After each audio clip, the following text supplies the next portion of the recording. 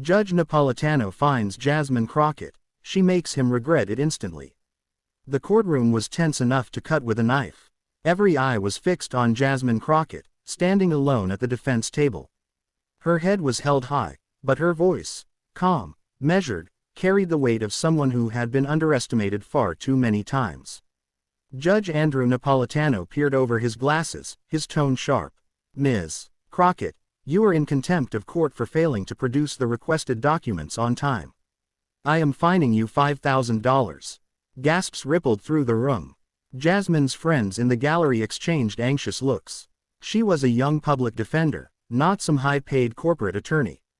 $5,000 was more than her monthly salary. But instead of flinching, Jasmine simply nodded. "Understood, Your Honor," she said quietly. Judge Napolitano leaned back, satisfied, perhaps too satisfied. He had a reputation for keeping a tight ship, but also for lacking patience with young, passionate attorneys. Jasmine had clashed with him before over her insistence on defending clients that others thought weren't worth the trouble. The bailiff moved to escort her from the courtroom, but Jasmine held up a hand. "Before I leave, Your Honor, I just have one request." The judge frowned. "Proceed." She turned, not to him, but to the packed gallery. "There's a young man sitting right there in the back," she said, pointing gently. "His name is Marcus. He's 19. He was arrested for stealing diapers for his baby sister. He couldn't afford a lawyer. I took his case pro bono, because I believe no one should have to choose between survival and breaking the law." A hush fell over the courtroom. Jasmine's voice grew softer, but every word struck like a bell.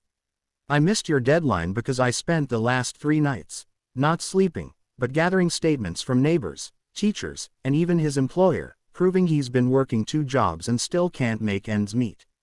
I found a charity willing to help his family so he never has to steal again." Her eyes met the judge's, unwavering. "If paying your fine means I can keep helping people like Marcus, I'll gladly pay it.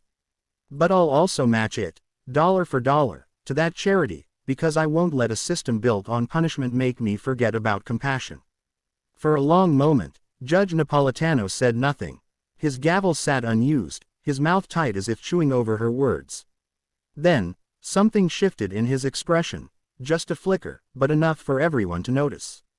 He cleared his throat. "Ms. Crockett," he began, slower this time, "perhaps I was too hasty. Fine rescinded. Instead, I order the court to make an immediate contribution of $5,000 to that charity, in Marcus's name." The gallery erupted in applause, though Jasmine simply gave a small, grateful nod. Marcus's eyes brimmed with tears, and his mother clutched his hand so tightly her knuckles whitened. As the session adjourned, Judge Napolitano caught Jasmine at the door. His voice was low, almost human now. "You reminded me today that justice isn't only about law, it's about mercy. Don't stop doing what you're doing." She smiled. "I couldn't stop if I tried."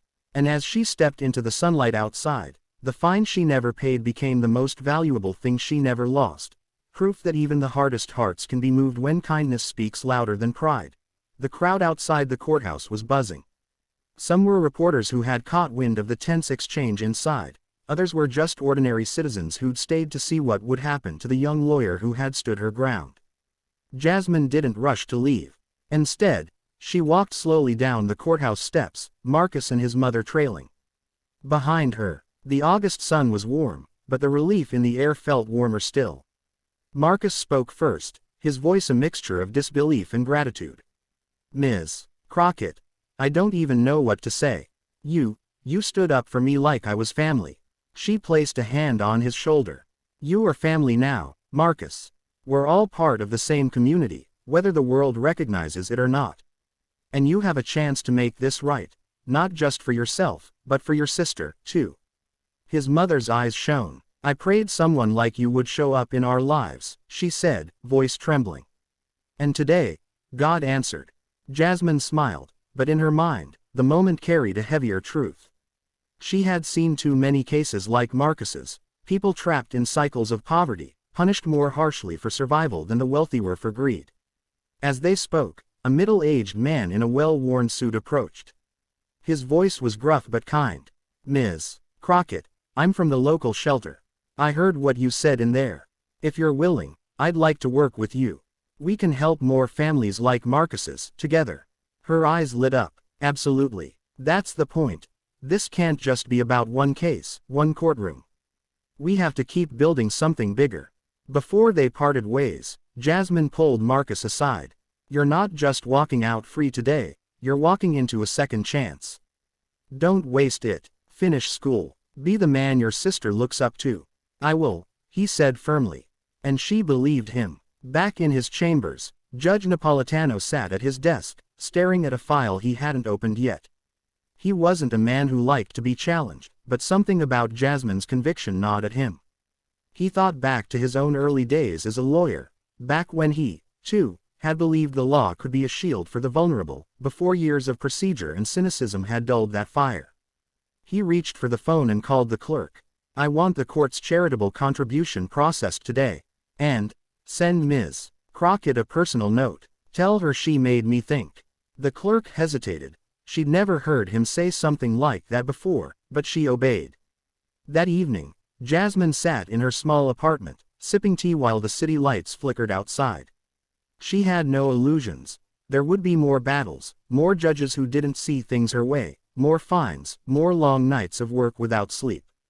But she also knew something powerful. When you choose kindness over convenience, and compassion over compliance, you leave a mark that even the strongest gavel can't erase. Her phone buzzed. It was a text from Marcus. Got the diapers. Got groceries. No stealing. Thank you. She smiled softly. Sometimes victory didn't come with confetti. It came with quiet, human proof that what you did mattered. Somewhere across town, Judge Napolitano placed a small envelope in the outgoing mail. Inside was a handwritten note. Greater than, Ms. Crockett, today you reminded me that justice without mercy is incomplete. You also reminded me of who I used to be. Thank you. Jasmine never sought to change him. She simply lived her values, and in doing so, planted a seed. And that's the funny thing about kindness. It has a way of growing in places you least expect, and once it takes root, it can turn even the coldest chambers into somewhere warm.